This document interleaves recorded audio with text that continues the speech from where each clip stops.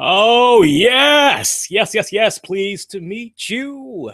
Nice to know me, the one and only the Black Avenger, aka the Black Azrael Lee Sanders, coming at you with an all new the RCWR show for this Sunday night of May 31st, 2015, as we are talking fallout and review of tonight's WWE Elimination Chamber pay-per-view event. Wait a minute, back up. Not necessarily a pay-per-view event because it was not available for cable and satellite providers. It could only be seen exclusively on the WWE Network. Those of you that had watched the RCWR Show Extra from the weekend, we had made a serious correction about that as wrong information. We were under the impression that maybe the way that it was portrayed on Raw, that the only way you could access it was on the WWE Network, but it was only going to be available for North American audiences only. Boy, did we mess that one up. We do apologize for any confusion that might have caused. I want to hear from you guys that saw tonight's WWE Elimination Chamber event. You can hit me up a couple of ways. Interact with me on Twitter at the RCWR Show. Shout out to those of you we were interacting with throughout the course of the night. Love that. Also, you can hit us up as we are doing this simulcast two different ways right now. We're live on YouTube. Hello, YouTube. Well, eventually I'll see you guys, hopefully, but I know you guys are looking at me in the flesh right now. Those of you that's listening to us live or Spreaker, hello, how you doing? Spreaker, we do have a chat room for you guys, so feel free to hop on in there, go back and forth, and we will be opening up the phone lines at 11:30. I was playing around a little bit earlier tonight while the event was on the network. Forgive me, guys. I'm just going to call it pay-per-view because it's like, I keep wanting to say pay-per-view. I'm just going to call it a pay-per-view event, all right? But I was playing around with the phone lines and all that. We have the phone line. It will be returning tonight, so stand by. Make sure you're listening for that phone number, all right? All right, so without any further ado, let's just go ahead and let's jump right into it. Now, real quickly, those of you on YouTube that's watching this right now, you may notice that the rating system has been disabled. Well, it's disabled, but it's not disabled. Real quickly, I've been noticing the past couple of weeks in the back end of YouTube, checking out the analytics, that we have a spammer in the United States that has made multiple bot accounts and they're like disliking the videos. True story. There was one video that we uploaded over the weekend, and like I saw there was about maybe at one point, I think 13 people that liked it. This person, and I watched within like seconds, I watched 13 likes be applied to that video. So we have a spammer. It looks like the way that they're operating, they're looking at every single video upload, and for every single like, they're trying to match it with dislikes. So we've disabled the viewing of that. Now you guys can still do your thumbs up. You can still do your thumbs down, obviously, but this mainly is a shout out to those that continue to support us. And even the ones that do dislike our videos, I got to give the people that dislike our videos credit. At least they will send a private message and they will offer constructive criticism and all that if they have one or two areas that they feel maybe we need to improve in, or maybe something that we didn't think about or whatever. So it's not like we just get people to dislike and they don't leave a comment. It's actually more than you would think that we get people that offer constructive criticism, claiming why they had disliked the video and all that. So, but those of you that love that whole like-dislike system, it's still there. I'm going to do something new. We'll actually reveal the results on our podcast, like every single week. Once a week, we'll let you guys know that check out our podcast, how that particular webcast had did. So just know, those of you, especially the one living in the United States that loves to spam the hell out of the like button, like dislike feature, your votes no longer count. So that's the way I'm looking at it. It's like, wow, you see like 20 something likes in various countries, and then like within seconds you see like the same amount of likes that you had, right? You see X amount in dislikes be applied, and it's all from the same country. That's like, come on, if that's not a load of bull, what is? Speaking of bull, bull was not this event tonight, this pay-per-view event. I must say, I actually had enjoyed it for the most part. How about the way that event had finished, boys and girls? I mean, that was just, I was marking out. I was marking out multiple times tonight. I mean, I was screaming at the top of my lungs. I'm yelling at the TV. I'm yelling at the laptop because at one point I was streaming tonight's event on my Xbox, but then I said, let me come on into the studio here, start getting the show ready. So I started watching it on the laptop. It was a better experience. I'm curious, how did most of you guys check out the event tonight? Let me know. And if you have a recommendation for people, that would definitely help them. I recommend checking it out on the laptop or your respected iPad device. I noticed there's like little to no lagging issues whatsoever for those respected devices. Of course, I was talking about the main event match for the WWE World Heavyweight Championship, Dean Ambrose taking on Seth Rollins. I got to be brutally honest. It wasn't exactly what I was expecting. It was a decent match, but it wasn't one of those, damn, this is 5-star quality type. Man, this is the bomb. I wasn't feeling that. It was just kind of like, this is a good Raw main event. Okay, this is nice. But I think what really made that match even more like, oh, wow, and you marked out, is the fact that you hear the commentators, they're hyping up Dean Ambrose. They're really trying to do a solid job at putting him over as a Stone Cold Steve Austin. And you're like, wow. And I'm just gonna give an early prediction right here. Okay. I think at the rate it's going right now on the next Stone Cold Steve Austin podcast, exclusively for the WWE Network, mark my words, I think Dean Ambrose is going to be on there, and I think that's going to be a very interesting show. I would not be surprised if they announce Dean Ambrose for the next Stone Cold podcast next. I think that would just be very interesting. If they don't go in that direction, I think immediately after what they do with Paul Heyman, it'd be interesting if maybe they sat with Brock Lesnar next. It's rare he does interviews nowadays anyways, so he's been like that for years. But the Dean Ambrose Seth Rollins match, towards the end there, we see the dirty deeds get applied. Looks as though Dean Ambrose has the match won. Now, remember, before Dean even went for the pin and all that, the referee, he inadvertently got put into the action courtesy of Seth Rollins, as Seth Rollins got physical with the referee and everything. Referee takes a bump. Dean Ambrose goes in, does his thing, goes for the pin. We see another referee comes out, counts the 1, the 2, the 3. I don't know about you guys that watched it. I was screaming at the top of my lungs saying, hell yeah. I'm like, wow. And I just couldn't help. And I still feel this way overall with the event tonight. But when that moment went down, I just couldn't help but say, God damn, CZW, Combat Zone Wrestling, Ring of Honor. My God, these guys are like freaking representing tonight. I mean, they're representing strong. What the hell? And I'm like, wow, well, this was a good event. But then I just started marinating on it a little bit more. I'm like, wait a minute. Something doesn't feel right. Either Triple H is going to come out or we're going to see a senior referee or whatever and maybe reverse the ruling. Well, we didn't get Triple H, but after the match was over and done with, we did see that referee that had took that bump earlier from Seth Rollins say to the new referee, hey, look, Dean Ambrose, he did win and everything, but Seth Rollins, he put his hands on me. I'm disqualifying him as a result of that. So Dean Ambrose wins, but the championship still stays around the waist of Seth Rollins. And that was the announcement that was made. I kind of wish the commentators would have put a little bit more emphasis on this referee as far as his rank goes. I mean, any other time we saw stuff like this go down in wrestling days of yesterday, right? We would always get from the commentators, oh, it's the senior referee, blah, blah, blah. Most times it was Earl Hebner.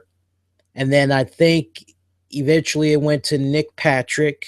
And there's another guy that I can't, his name's on the tip of my tongue right now that I can't think of, but normally you would hear senior referee, blah, blah, blah. And we didn't hear that with this particular match. So I'm kind of like Mike Chioda. I think that's the other referee that I'm thinking of.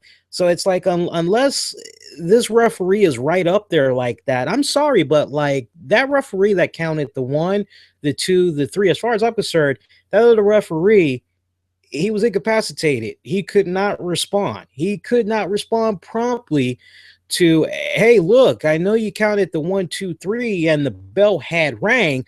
We have a new champion as a result. You know what I'm saying, guys? It just does not make sense to me right there. I would have gone in a different direction. As soon as Dean Ambrose won, I would have actually had, if I'd have booked it, I'd have actually had Dean Ambrose haul ass out of the arena. I mean, just think about that for a second. How many of you guys have seen a football game, basketball game or whatever? And I mean, it is freaking down to the wire. And the next thing you know, like the other team, they win, but they win in such controversial fashion that like the referees and all that, somebody in the booth, they need to like go in and they need to try to do instant replay or whatever. Now, with regards to football, it's a little bit more trickier. You can't exactly go, we got the win, let's hurry up and roll the hell out.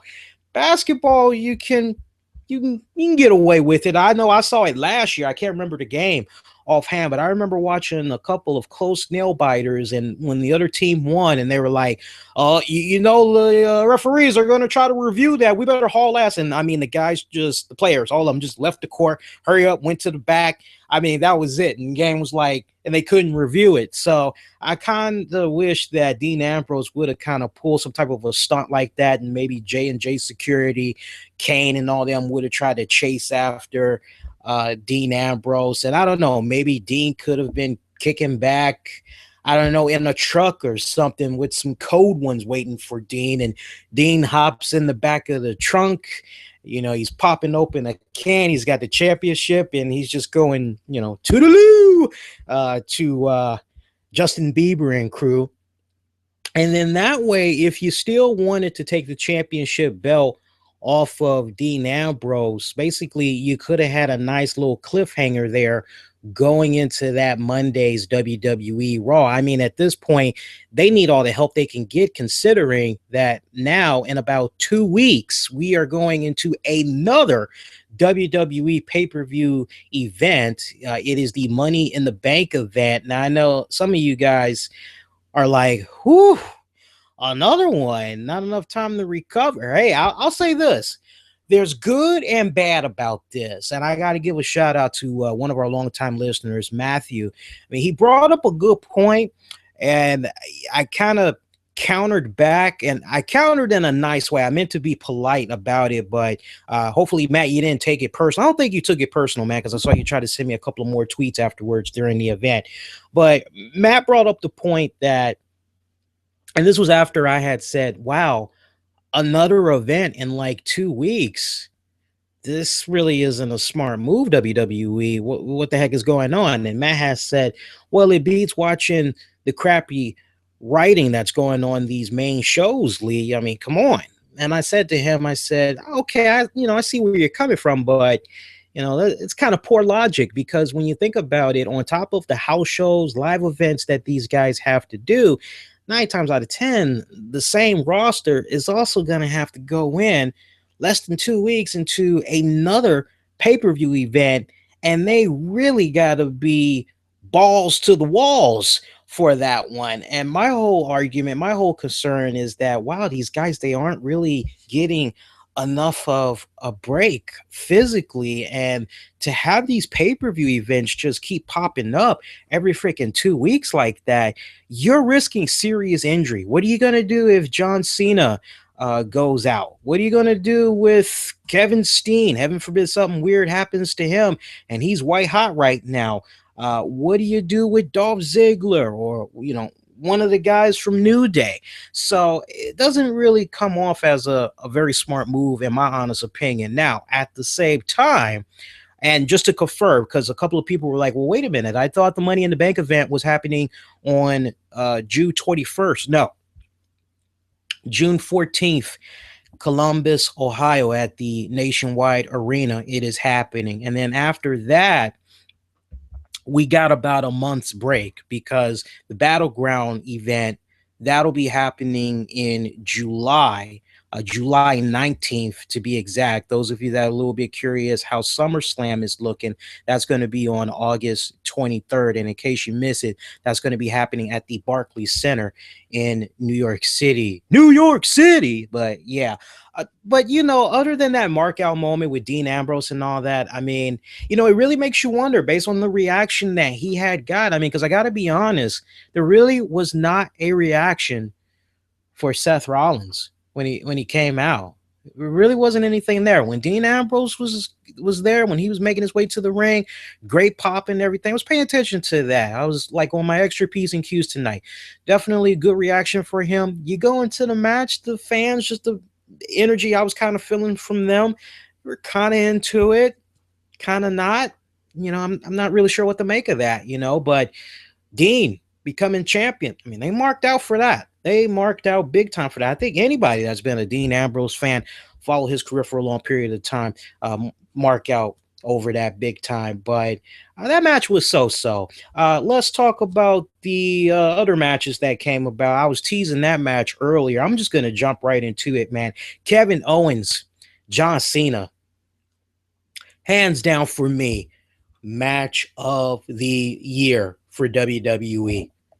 I know we aren't done with 2015 just yet, but that is a strong shoe-in for match of the year candidate. I mean, my God, I was talking about this match when we were given match predictions. I did pretty good. I think I messed up in maybe 2 matches. I got to double check the notes and see what went down, but I said, this match, don't expect that's a good figure 4 leg lock, and that's a great hit scissors, lick takedown, no. I told you guys it was going to be a straight up, just nasty, physical, just one of those slugging it out type of matches. And I mean, Kevin Owens, I got to tell you guys straight up, because I'm proud to say I was actually watching a big bulk of his matches while he was still doing his thing in ROH. I saw the tail end of him being the ROH champion and all that. And I can tell you guys that are like NXT, and I thought this was so hilarious watching the fans chant NXT and seeing on my Twitter timeline of people chanting NXT, and I'm kind of saying to myself, okay, granted, it may be WWE and NXT that has like really brought him up to like on such a higher level. I mean, without a doubt, him having a connection with the WWE, his stock has definitely increased significantly and all that. But I mean, this is definitely a case right here where with regards to Kevin Owens, you got to think about all the other wrestling promotions that he was involved with. And I mean, to quote what he's been saying the past couple of weeks, the man has wrestled everywhere in every single promotion that's basically out there. But he's another one that was doing work in Combat Zone Wrestling. We already mentioned Ring of Honor Wrestling. He also did some great work at Joey Ryan's Pro Wrestling Guerrilla. I mean, if you are a fan of any of those promotions and you saw this match that Owens had with John Cena, you couldn't help but say to yourself, this man hanged, and he hanged big time. He proved that he deserves an opportunity to be in the main event scene on main WWE programming. His performance tonight, I believe strongly, if it didn't convince you that he belongs on the main roster, I don't know what match will. And I mean, just the smart booking that went behind this. I'm remembering correctly, and with this match, I said, you know what? Expect John Cena to win. Maybe Kevin Owens will kind of realize that he bit off more than he could chew. Maybe he's going to settle for a count out, and he's just going to be like, see you later, Johnny boy. But no, it didn't play out like that. I mean, to see Kevin Owens do the pop-up power bomb to John Cena. Not once, if I'm not mistaken, he did it at least 3 times, 4 max, but I'm leaning more towards 3. Does the pop-up power bomb, does a damn senton bomb, does a damn moonsault for a big guy, for a husky guy. That man, I've always been amazed with him over the years. He is so freaking agile. It's ridiculous. And he's so heavy at that. You know, he's husky. He's not fat in any type of way. He's just a husky dude. He's a bear, you know, like me. I'm a bear too, you know, and he's so freaking agile. Love that guy. But, you know, these chants, ROH and, you know, or rather the WWE chants and all of that. No, you guys need to be chanting, especially when you go to these events and you see Kevin Owens. You need to smarten up. Don't be chanting NXT, NXT. What you need to be chanting is Ring of Honor, CZW, Pro Wrestling Guerrilla, all these promotions, New Japan, Dragon Gate. You need to be hip to those promotions. Know a little bit of something about those promotions, because a lot of these guys that you are seeing in the WWE right now, they have strong connections to those promotions. And I'm telling you, anybody that's still relatively new to Kevin Owens, now's a good time. Go on to the Ring of Honor website and see if you can scoop up a couple of greatest Kevin Steen matches or whatever, and get yourself brushed up on that. I promise you won't be disappointed. But I mean, those two guys, him and John Cena, and you know what? It's rare that I give John Cena a lot of praise. But I mean, for Cena to go in there, I mean, just marinate on that for a minute. Power bomb, clean victory, 1, 2, 3. No interference, no lame ass. The referee got knocked on his keyshire. None of that BS. Just a clean 1, 2, 3 after doing his finisher. I mean, that is like, whether you like Cena or not, you just got to come away and you got to say to yourself, okay, you know what? Cena's been in WWE for a long time. He could have pulled a Hawkster move, and he could have been like, but brother, I got to get this first one, you know? And eventually when it came to a rematch, he could have been like, you know, whatever. But I mean, you talk about a upset victory. I mean, this reminded me, and I was talking to a coworker of mine about this earlier in the week, like literally this week, but earlier in the week, we started talking about Shelton Benjamin, and he brought him up to me. He was like, what's going on with Shelton Benjamin? I haven't seen him do anything in North America for a long time. What's he been up to? And I got him caught up to speed and everything. And he was like, oh, yeah, well, you remember when he defeated Triple H 3 times? What was it, like back to back on Raw? I say, yeah. So that was my favorite freaking moment. I thought the gold standard was going somewhere. I thought maybe he was going up to that main event scene the way he was working with Triple H. And I mean, this match with Owens, Cena, it just kind of had shades of that, just a little bit. But I got to give praise to Cena as well. I mean, my God, great match. Great freaking match. If you didn't see Elimination Chamber, you got about 30 minutes left to sign up for the network on the East Coast. Enjoy the Elimination Chamber event, and you know, hopefully, you know, you'll be able to watch all of the event. I don't know what they're going to do at 12:01 June 1st Eastern Standard Time, but I would think that they would let you enjoy it until maybe, I don't know, June 2nd. I don't know. Let's talk about 2 other matches, and then I want to go on ahead and I want to open up the phone lines. We only have reserved about 30 minutes of talk time. So let me run through 2 other matches. I'm going to keep it short and brief because I really want to get to you guys' interactions here. Other matches, Nikki Bella retained the Divas Championship over Paige, and Naomi was not surprised by this turnout whatsoever. I said to you guys on the podcast earlier in the week when we were offering up match predictions that Naomi, I feel Naomi is going to become the Divas champion. And I think it's going to happen by Nikki dropping the strap to her. But I said to you guys, don't expect it to happen with this event. bigger question comes to my mind as I was looking at this match. And this match, it was a little so-so. It was okay. It wasn't anything spectacular. It was, put it to you this way, it wasn't a pee break. I'll admit that much. It definitely was not a pee break. Moderate as far as entertainment value wise, very moderate. But what I thought was very interesting about this match was the fact that there was no Tamina Snuka. So, I mean, let me see if I got this straight. We saw Paige, she attacked Tamina, and I didn't hear anything about Tamina being injured or whatever. It's like, where the hell was Tamina? I don't know. If I would have been booking this match, I would have actually had Tamina make some type of a cameo at some point. I mean, for Christ's sake, you had Brie Bella there.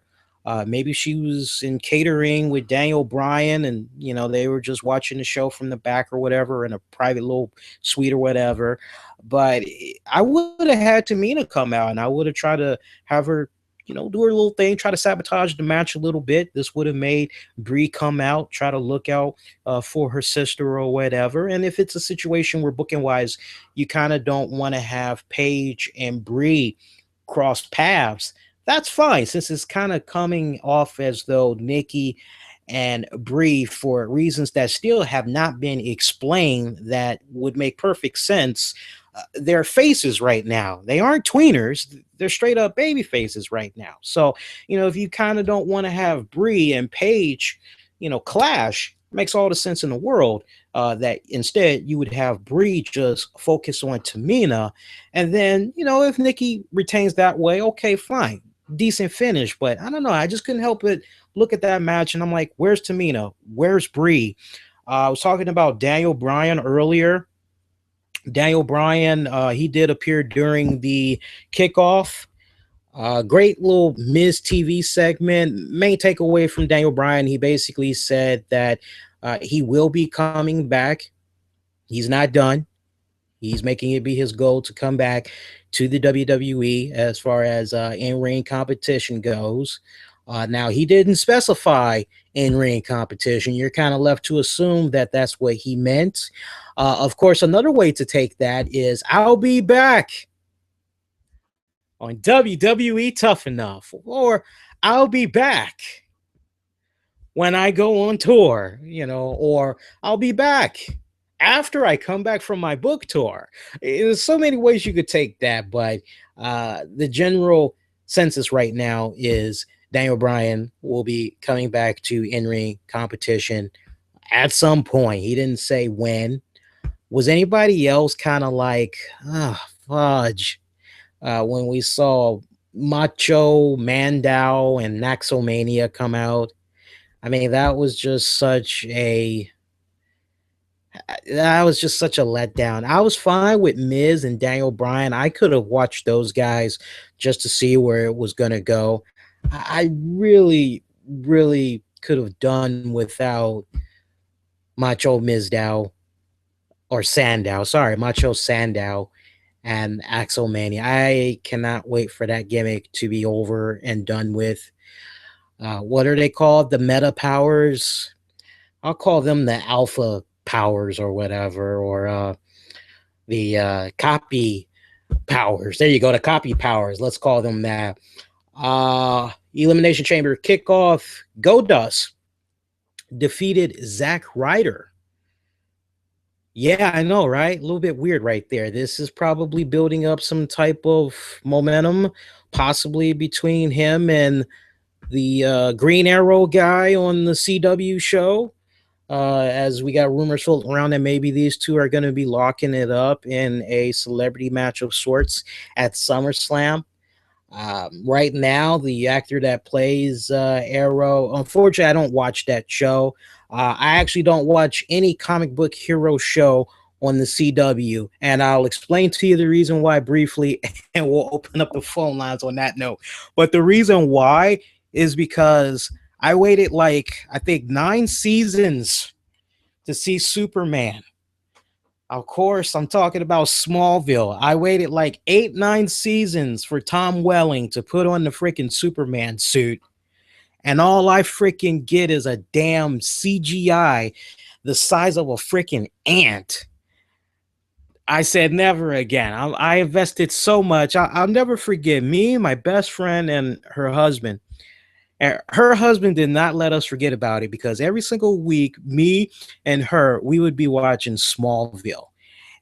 And we would be watching Smallville like at our respected ends. So I'd be at home, and when Smallville was about to come on, she'd call me, and we'd be on the speakers like a little conference call, and we would just be going back and forth, interacting and all that. And when that final episode had came and went, her husband was like, "So did he put on the suit?" It was like the next day he asked us. He was like, "Did he put on the suit?" And we were like, "Yeah, he finally put on the suit, but we didn't really make it. It was a damn spec." And he laughed his butt off. He was like, "I told you guys." He was like, "All that damn time you invested, all those hours, is like y'all didn't get nothing." He's like, "Man, bump that." So I haven't watched a comic series since, and I've got people telling me left and right, "You gotta watch Agents of Shield. You gotta watch Gotham." Constantine was good until they canceled that one. All right, keep the comments and all that coming, folks. I'm getting ready to open up the phone lines because I want to hear from you guys. This is the part where I actually miss having a co-host, because while I have a co-host, I can kick on back and I can just dial into this system here where we need to log in and get the phone line going and all that. And this isn't working out so good. Not to mention, I deleted my phone log. While I'm deleting the phone log, let me go over a couple of more matches. There was the Intercontinental Championship match. For that one, we had saw a new champion get crowned in one. No, it was not Sheamus. Thank God. It was the big guy, Ryback, capturing his first Intercontinental Championship, capturing his first singles championship belt. I was very proud to see that happen for the big guy. I've let it be no secret when it comes to Ryback. I've been a fan of his work for a good minute now, a very good minute now, to the point that when I was looking at the card, I said, well, you know what? If anybody needs to become the Intercontinental champion right now, it needs to be Ryback, for the simple fact Ryback's never been the champion. Sheamus has, however. It's hard to talk to you guys, and then I got somebody in my ear asking me for a pen. Give me a second, guys. We're logging in here. And we are good to go. Wait a minute. Wait. Okay, well, we pressed the button. I'm waiting to hear. There we go. We're good. All right, guys, listen up. Sorry for the awkward silence. All right, listen up. You guys want to call in? You got about 18 minutes left. Let me know what you thought about tonight's Elimination Chamber pay-per-view event. Number to call, Kickback Smiling Dow, 646-478-3525. Once again, that's 646-478-3525. I'll do it one more time in case you might need a pen and paper. You're running around. You got your hoagie sandwich, your chips, your soda. Lee, I need the number one more time. You got it. 646-478-3525. Listen to the prompts. Get yourself on the air. Let me and the others know what you thought about tonight's Elimination Chamber pay-per-view. Getting back to Ryback, though, I was looking at him, and I've been a Ryback fan ever since he came up packaged as Ryback.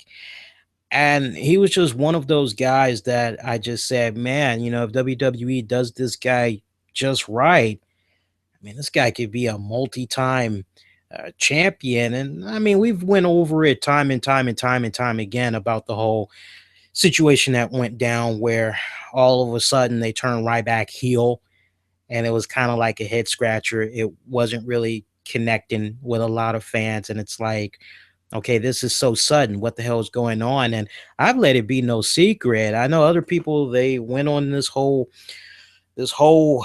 parade of bashing Ryback and all that, but I was probably one of the few people that said, no, he's a great talent. Yeah, he's a little bit sloppy in the ring and all that, but give him time. He looks like somebody that is a perfectionist, that is always constantly trying to improve himself. Give him time. He'll get there. And talk about a blessing in disguise when you kind of look back on it. When he got injured and he was having the problems with his hernia and all that, and he was out for several months, he comes back. And I mean, he pretty much like picked up where he left off initially when he came to the main roster as a babyface Ryback. And now you see where he is right now. I mean, look, Sheamus, he's been a champion multiple times already. The fans, look, I'm a huge Sheamus fan. I will admit what we're seeing right now with this run that he's doing as a heel, I'm not really that impressed because, I mean, let's be for real. He comes out having the whole climax pose, fella, and then he's got the whole haircut thing going on. There really isn't that much of a difference between that and, if anything, it kind of comes off like a watered down version of the Sheamus we were first introduced to that was just steamrolling through the competition left and right. I'm talking about the early days. He just like destroyed John Cena for the WWE Championship. I think it was like the first time they locked it up when he destroyed Triple H. Triple H went on hiatus for a hot minute. Nowhere. The Sheamus that we have right now, he's nowhere near the Sheamus that we had from that period. And it's a little bit unfortunate, but with what's going on with the big guy Ryback as the champion, I love it. I love it right now. I'm so for it. It's a welcoming breath of fresh air. You kind of can't help but wonder what's going to happen next with regards to that. As far as logic goes for that Intercontinental Championship match, because it was an Elimination Chamber match for the IC title. Good logic right there. Good logic overall, the way that they had the participants come out and all that. I like what was happening with Sheamus. Looked as though Sheamus was somehow like locked in his pod and he couldn't get out. I don't know if he did that on purpose to buy himself as much time as needed until they came down to X amount of participants, which is probably the way that they had did it, because I was actually a little bit distracted during that particular match. But overall, I'm happy for Ryback. Great guy right there. However, the tag team title match, Elimination Chamber, this played out exactly how I said it was going to go down, which was they're probably going to have the participants, the tag team participants, that is, be in the pod together, right? And a little bit of logic that I didn't understand. Maybe you guys can help me out with this. So New Day retains. Let's just get that out in the open. And I'm sure some of you guys, come on, did you really think New Day was going to lose? Come on, be honest with yourself. Surely you didn't think there was going to be new tag team champions. I would hope not, but New Day retained. But the logic in this match, talk about the beginning there. Lucha Dragons, they were locked up with the Ascension. If I'm not mistaken, I think those were the first two teams to like take each other on or whatever. What I didn't understand was one of the Lucha Dragons, they climbed on top of one of the pods conveniently where New Day, all three members, they used the Freebird rule. They sweet-talked Kane into making it happen. So that's why we got all three in there. They see this Lucha Dragon climb over their pod. You got cage openings and all that. No glass roof. It's just a cage opening. So they grab his leg, they pull him down. And so at this point, it's like a handicap match with the Ascension, as there's just one other luchador that is pretty much kind of dazed. They worked him a little bit. What I don't understand is, help me out with this booking wise. Like, why was that luchador dragon not taken advantage of by the Ascension? That's a perfect time to do a beatdown, do your fall of man, 1, 2, 3.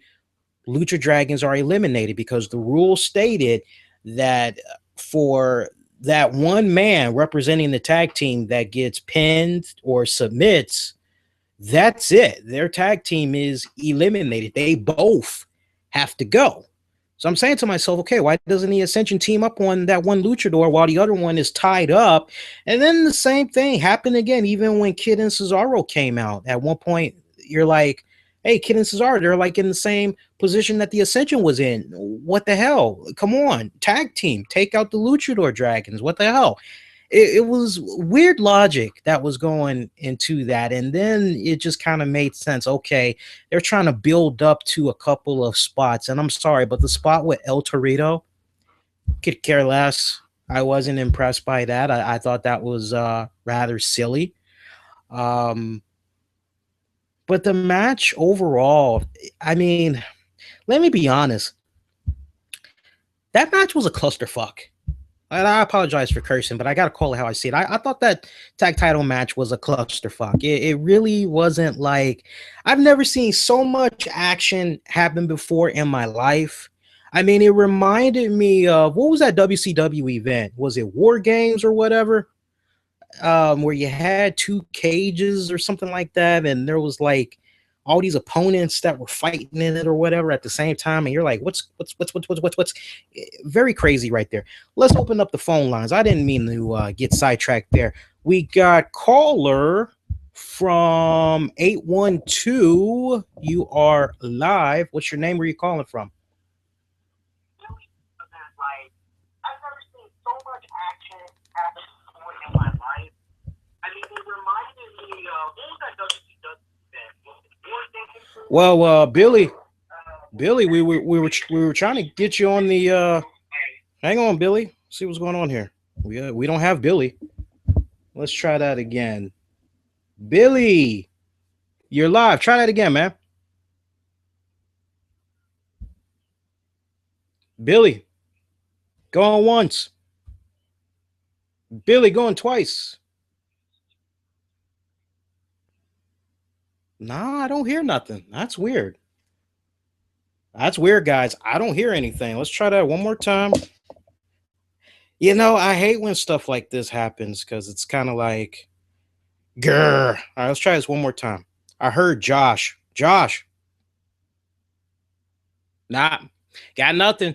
You guys can try to call in again, though. 646-478-3525. Once again, that's 646-478-3525. I promise you, the next time that we do this and we are going to try to open up the phone lines, I'm going to have this be a lot smoother. I'm going to try to see if Tammy might be able to help me out with this one. I didn't want to bother her today because she was pretty busy. Let's try this again. All right, let's go to caller 318. You're live. 318. 318. Going once. 318. Going twice. 318. I don't know what's going on. We can't hear you. Let's try the next caller. Let's go to 812 here. 812, you're live. 812. 812, you're live. You know, two things I noticed with the guys that called. Don't try to listen to the show and then listen to yourself as you're calling in, because that's not gonna work out so well. All right, let's go to YouTube and Twitter and let's see what you guys have to say about tonight's event. Did I miss anything, guys? I think I pretty much covered everything that came about, with the exception of Adrian Neville. Great match that he had with Bo Dallas. Great match right there with those two guys. Neville picking up the victory. Looks like we got all the matches that was out the way. Honestly, as far as like best matches of the night, I got to give it up to Owens, Cena. I got to also give a nod to Neville taking on Bo Dallas. I actually thought that was a pretty good match. The IC match I thought was rather good as well. the Dean Ambrose Seth Rollins was only good because of the mark out moment at the end. Those of you that might be a little bit curious, Roman Reigns was there. He was a bit of a support buddy system for Dean Ambrose. He was not in attendance during the main event match because Triple H had said that Roman Reigns' presence being there, basically Kane, J&J Security. Come on, you know the deal. You know where Triple H was going with that. So for that reason, he was trying to stack the odds against Dean Ambrose to the point that he told Roman Reigns if he were to interfere in the match in any type of way, Dean Ambrose would be disqualified for that. And he would not become the WWE champion as a result. And Roman Reigns said he was cool with that. But after all that fiasco had went down, we did see Dean Ambrose get a little bit of help from Roman Reigns at the end. It actually ended with them confiscating the WWE championship. So I don't really know if that's going to be a scenario. Well, oh, you're welcome. Thank you. I don't know if that's going to be a scenario where that's going to be ongoing until the Money in the Bank event or what. Those of you that tried to call in, I just shut that down. I'm tired of having headaches with that daggone thing. We're going to YouTube now. See you guys' comments here. Andre, how you doing, man? Andre. Actually, before I get to Andre, let me get to QW. QW said, hey, Lee, so happy there's no Big Show. Enjoy it while it lasts. I hear he's coming back. We really should be concerned about what's going on with Randy Orton. I mean, we got this report that's floating around, and take it with a grain of salt, but there's a report floating around that there's a little bit of frustration on the side of Randy Orton because he's waiting. He wants to be involved in storylines, but creative has nothing for you. That makes no sense to me. A gifted wrestler like Randy Orton, and you don't have anything for him writing wise. You can't even come up with anything for him like just for the SmackDown shows. I'm having a hard time buying that. I take that story with a grain of salt, but I'm having a hard time buying that because it's like all the hours. You have 3 hours of Raw you got to kill. Then you got 2 hours of live SmackDown. You got main event. You got superstars. Well, we know he's not going to do that. That's a serious downgrade, but you can't come up with anything for Randy Orton. I'm having a hard time buying that one. But Big Show, for what I understand, is going to be coming back. X-Ranner, yeah, we had no luck with the callers tonight. I don't know what the hell was up with that. There was a decent amount of people that called in too, and I don't know. We'll try to work out the kinks next time. I'm going to try to see if Tammy will help me out. Andre, I also didn't like the fact that they didn't have the Adrian Neville versus Bo Dallas match after such an epic match between Owens and Cena. Not good to put Neville in a spot to follow such a great match. They should have had the Divas match after the Cena and Owens. I agree with that. I see where you're coming from. WWE did Neville no favors with that. The match, yeah, when you kind of look at the order that way, it does kind of come off a little bit like an afterthought. But yeah, I definitely agree with you. I would have to say that Neville Dallas, it was actually a good match, even though Dallas was doing a lot of showboating around the ring and all that. He was talking a hot game. It was, respectively, it was a decent match. I will definitely give it that. Wrestling fan, this was so worth $9.99. I was disappointed that the primetime players didn't win, though. I thought for sure, and going back to that match, another thing I didn't understand with the logic of that tag match for the titles, like the primetime players spent weeks trash talking all the other teams, doing little spoofs of them and all that. And you would have thought that all these other tag teams would have came together and been like, yeah, those guys were talking trash about us all throughout the week. Let's get them. Let's show them, let's get some payback. That didn't happen. And then you got the whole New Day sucks. Not everybody's keen on New Day. Would have been interesting had there been an alliance amongst all the tag teams to get rid of New Day. That way there's a guarantee of new WWE Tag Team Champions. I'm just putting a little bit of interesting logic out there and how they would have made it all make sense to me. And I'm quite sure if you and me and a couple other people would sit down and just kind of look at it from those standpoints, we probably would have came up with a better finish than what they had presented us with overall for that particular match. Nightmare, who would your top two picks to win the Money in the Bank briefcase this year? I would say Sheamus, or my wild card pick, Kofi Kingston, with the help from the New Day. I'll marinate on that one, Nightmare. I'll actually talk about that one just for you a little bit more on the podcast this Tuesday night. Let's see what else we got here. Dordine, that was so BSly. I had a $10 bet on Nikki Bella, New Day, Seth Rollins, and Kevin Owens was to win 120. So I was waiting on Rollins, and the BS ending happened. I'm so pissed off. Wow, you came close to winning $120. Yeah, good for you, man. Let's see what else we got.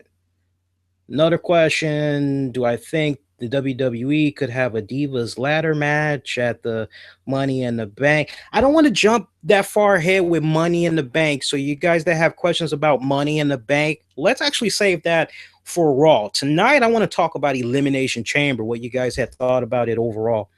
Let's see. Andre, the Corpus Christi crowd was disappointing. The atmosphere felt like a typical Raw and not a pay-per-view. I concur. I feel exactly where you're coming from. I kind of couldn't help but, like, at many points, I actually muted them. The commentating for the most part of what I heard, I was actually into it. I enjoyed it for the most part, but I was mostly just putting the TV on mute, listening to music, and watching the matches come about. I mean, you would think that the crowd would have been more fired up because it's like they were taking part in something that was special, because if you want to make the argument, you can actually go there. This was like a closed circuit type of a wrestling event, if you will. You couldn't see it on cable. You couldn't see it on satellite. You could only see it through the WWE Network. So I would have thought that they would have been more fired up, but yeah, good observation. You made a very good point. I mean, let's not beat up the crowd too bad. There were definitely spots where they were into it, but like overall, yeah, they did kind of come off like a Raw crowd, kind of like, is it over? I got work tomorrow, you know? See, Andre, Kevin Owens versus John Cena match of the year. I'm unbelievably impressed by Kevin Owens. The arsenal of moves that he has is incredible, amazing. The WWE is in very good hands with Owens, Zayn, Neville, etc. While you have a point that the fans should know of stars such as Kevin Owens and Samoa Joe coming from promotions such as ROH, the WWE Triple H has done a good job with the NXT brand, and it shows in the reaction from the fans. Well, I think that's mostly because I think if you were to split that NXT crowd, I think for the most part, the NXT fans, they're very familiar with the Samoa Joes, with the Kevin Owens, the Becky Lynches, the Sarah Del Reys. They know about their background for sure.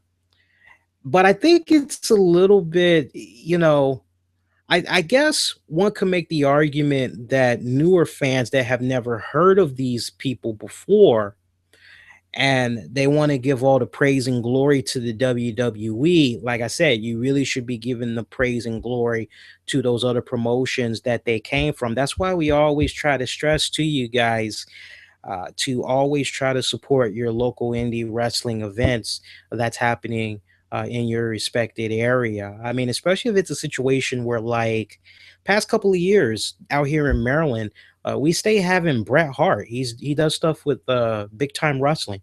He stayed coming up here and everything. And every time I've always been busy, but like I'm trying to make it be my business to actually see him next time he comes up and all that. But like, that's why I always try to tell you guys, support your local indie wrestling promotions, because you never know, that next Ring of Honor, that next Dragon Gate, that next Evolve, that next CZW, that next TNA, Pro Wrestling Guerrilla, that next star may be from that local indie promotion that you went to, and you're like, wow, this person is awesome. I wonder if they have Twitter, if they got Facebook, and you become such a big fan of them. You follow them. How cool is that to say that you were a fan of this person way back when they were just wrestling in a gymnasium right around the corner from your house or whatever? If you can afford it, if you can afford to spend like anywhere from $10 to $40 to go check out your local indie wrestling event, do it. That's just my whole deal.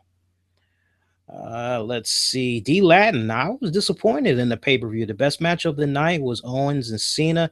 Damn shame. I was kind of expecting Samoa Joe to walk out to the ring after the match. Didn't like the ending to the main event. At one point, I was kind of expecting Samoa Joe myself to come out, but I kind of was like, that would actually be overkill. So I was actually kind of glad that they didn't do that, because especially now that we know the finish to that match, I mean, for somebody to come in on their first big main WWE event and just shock the WWE universe and get a clean victory over John Cena. You gotta let that soak in. You gotta let that marinate. You gotta especially let it marinate with the hardcore John Cena fans, with the WWE universe and all that, those younger WWE universe fans. That's a hell of a bold move that WWE booking did right there. It just would have been overkill if you would have had Samoa Joe uh, just come out like immediately afterwards, I feel. As far as the rest of the event, your comments with regards to that, um, disappointment is a strong word. I would say it was a so-so event. Like, if I were to tell somebody whether or not they should check out Elimination Chamber, I would tell them to check it out just for the Kevin Owens John Cena match alone. Watch the rest of the stuff online somewhere, maybe through a torrent or whatever. Let's see what else we got here.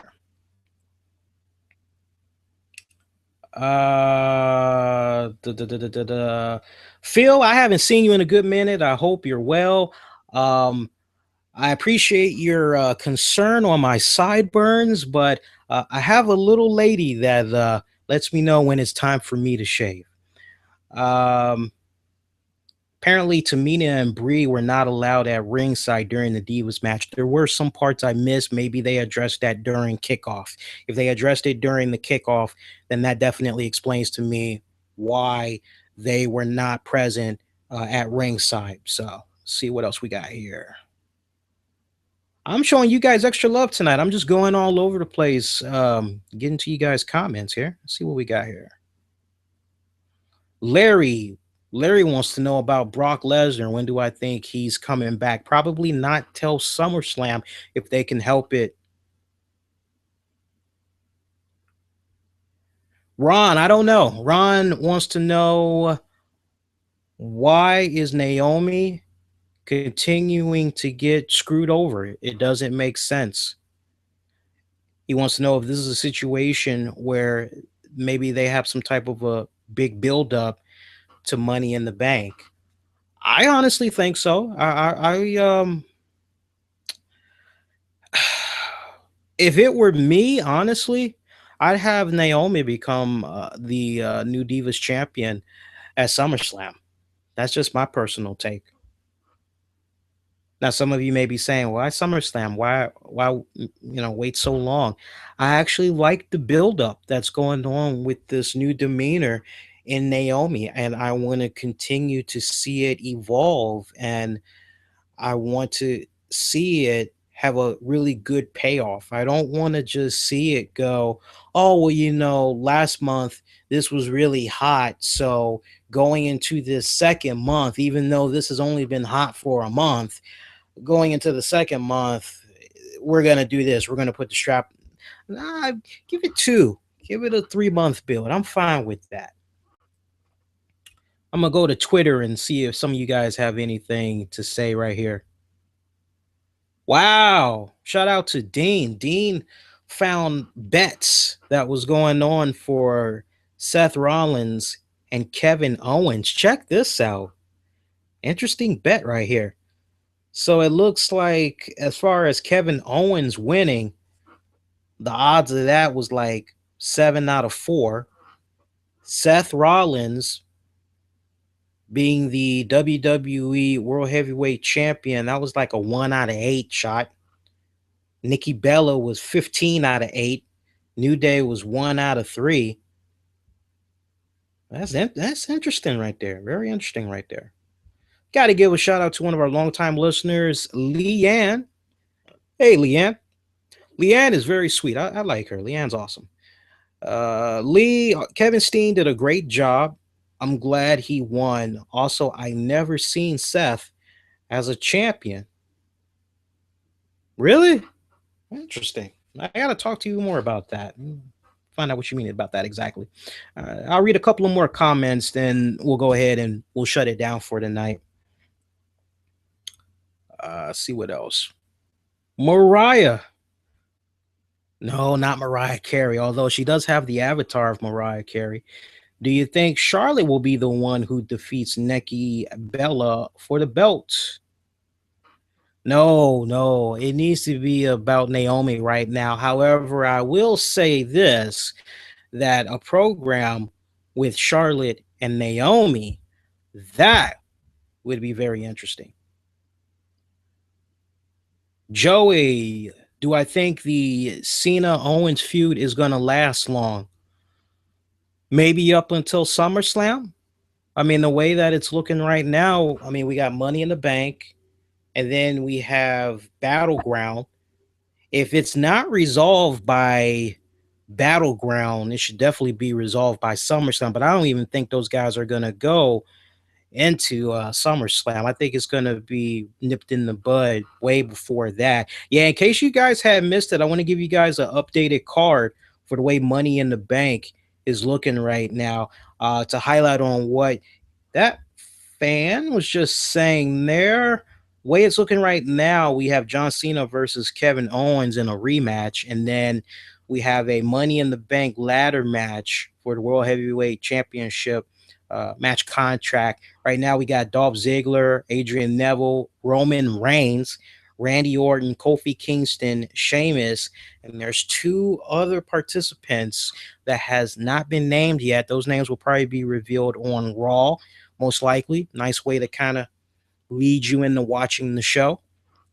9 times out of 10, Dean Ambrose is probably going to have a rematch with Seth Rollins for the WWE Championship. As one could make the argument, well, hey, he defeated Seth Rollins via disqualification, thus he's still a number 1 contender in the hunt. So, I mean, it makes sense, right? Yeah, it makes sense. All right. I'll do about 3 more comments, guys, and that'll do it for tonight. And if you're enjoying our stream, and I hope you are, please make sure you show the ultimate support and share this episode a number of ways. Facebook it, retweet it, Twitter, all that good stuff. Let's see. Give me some more good stuff. What do you guys got here? Let's see here.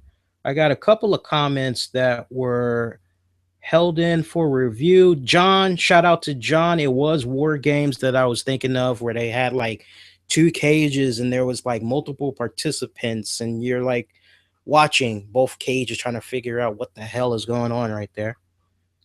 Let's see. Let's get some new blood in here. New blood. Give me some new blood. Cody, Lee, good show tonight. My question for you is, how do you feel about the spot between Ryback and Daniel Bryan? And also, since you mentioned it, wasn't Big Show a part of the Authority beside Kane? Yeah. Big Show is still part of the Authority. I don't know what's going on with Big Show right now. It's kind of interesting. I guess he's another victim of creative has nothing for you. And honestly, I'll say this with regards to Big Show, because I really want to keep it on Elimination Chamber talk. But with Big Show, I said it several weeks ago. I've said it time and time again. I'll say it again. With Big Show, I wish they would go back to making him be a nostalgia act. Actually, no, not go back. I'm thinking, when I said that, I was thinking of Andre the Giant. And I was thinking about how they kind of used him as like a special attraction type of thing. I wish that at this point in his career, this late, into his career that he would be used like that in some type of a capacity that you would only see him like, I won't even say on a part-time basis. Just you would see him show up like every couple of months, and maybe he participate in some type of a special match, or maybe he be some type of. I mean, just picture this. I'll say this, and we'll move on to the last two questions or comments. Just picture, right? You haven't seen Big Show in 6 months, right? And let's just say, hypothetically speaking, Cena still has the United States title, right? Cena's like, all right, yeah, woo, doo, doo, doo. U.S. Open Challenge begins right now. Come on now. You want some? Come get some. And then Big Show comes out, and you're like, whoa, man, we haven't seen him in a good minute. And you're kind of excited, and you're kind of, well, maybe he's going to take away okay, this should be interesting, If he would just pop up every so often, I think that would be really awesome. I think it would make it be that much more special. Especially like if you do a situation where like every single time this giant pops up, he's picking up the wins. I mean, a guy that big, you would think he would be like undefeated, I don't know. Weird when you think about it. All right, let's see what we got here. Matt Lee, love the channel. How long do you think let's clean that up for you a little bit. How long do you think the Ryback run with the title will be? Depends on a couple of things.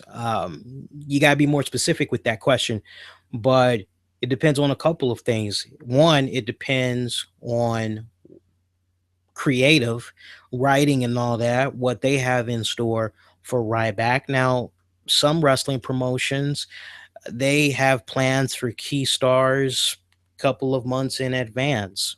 So hopefully that's like the case with Ryback, that there's some type of plan that they have for him for the next 3 months. I think the real question you should be asking is who all could possibly face Ryback for the Intercontinental Championship leading up to SummerSlam. I think that's the real question that you should be putting out there. Marinate on that for a little bit. And one more. Let's go out on a good note. Let's see. I see I'm supposedly missing out on. See, what's that again? Somebody said I'm missing out on Gotham.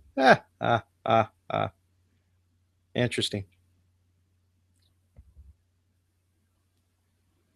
Let me see. And yes, Mick, if I was booking the show, yes, I would not have had them banned. I think that's silly. It would have put a little bit more interest into that match as far as I'm concerned, because then you're kind of also paying attention to what's happening outside of the ring, All right, one more. Give me something good, guys. Give me something good. We'll end it on this note. I like that. I got to give a shout out to Cool Ted. He said, sipping on Michelob Ultra and the RCWR show and on the new Amsterdam vodka. Word up. Well, that's a good way to go out. That's it for the show. I like that. I needed that one. And it's good we're ending this too. I'd keep going, but it's supposed to be thunderstorming over here like now, and I just heard a couple of crackles going into tomorrow. Well, it's already tomorrow over here. Quick programming note before I let you guys go. We will not be coming on YouTube live with our all-new RCWR show. That's because of the Stone Cold podcast where he's talking to Paul Heyman. You'll be able to see that exclusively on the WWE Network. However, as soon as it concludes, we will come on live via YouTube, and I'll give you guys my thoughts on that podcast special. So if you aren't able to check it out and you want to know the bottom line on if that's something you should consider to check out, join us. Again, we'll be coming on immediately after it concludes. So if you want to get like ETA, like time-wise, I would think I'll say at the latest 12:10 a.m. Eastern, going into what's that, late Monday night, Tuesday morning. That's when we'll come on. Or if it ends sooner than that, hopefully it will end at midnight and we just fire it up, talk about it. But then we'll also be back with an all new podcast edition of the RCWR Show. Check that out. That'll be 10 p.m. Eastern on Spreaker.com. Again, 10 p.m. Spreaker.com. And I got to show some love to Spreaker. Let's see. I got to give a shout out to Joe, interacting a lot with us on Spreaker tonight. Shout out to Joe. And he, for those of you that might be a little bit curious on like best devices to possibly watch the WWE Network and you won't have any lagging issues and all of that, he recommends the Kindle Fire HD. So just to recap, those of you that's looking for some alternatives, and in particular, if you're an Xbox user. Now, I can only comment on the Xbox 360. I do have the Xbox One coming eventually, but for the Xbox 360, I would use that as a last resort. But the iPad 2, laptop, hell, even the Samsung S5, I would recommend those three, and the Kindle Fire HD. But anybody else, I mean, if you use the WWE Network, if you access it another way and you don't have any lagging issues or it's little to none, post whatever device you use. That way people can, maybe look into that, because I saw there's a lot of people that were a little bit frustrated over some serious lag issues and all that tonight. All right, guys, that's going to do it. One more time, make sure you share this all throughout social media. And also do us a huge favor and, give it a thumbs up. Like I said, YouTube, we now have a couple of spammers that's out there that's spamming the hell out of the dislike system. So from here on now, you all won't be able to see the ratings. However, once a week on our podcast, we'll let you all know how our live web shows did. So at least that way, with the analytics, we can give you guys better concrete information as far as, okay, this is how we did. It's kind of nice, especially like when we do pretty good, because I know some of you guys, you like the numbers, you want to know what's going on with those shows, especially if you felt it was a really good one and it should get a lot of attention. I know some of you guys are like, what's up with the numbers? So definitely represent, give it a thumbs up. Not to mention, when you give it a thumbs up, you're helping us out as far as showing your love and appreciation for us YouTube video creators. Spreaker audience, stick around. I got about maybe 90 seconds of something I want to say to you guys. And in the meantime, you guys on YouTube, we'll see you Tuesday or late Monday night after the Stone Cold podcast. Be safe. Be kind to one another. Take care. Adios.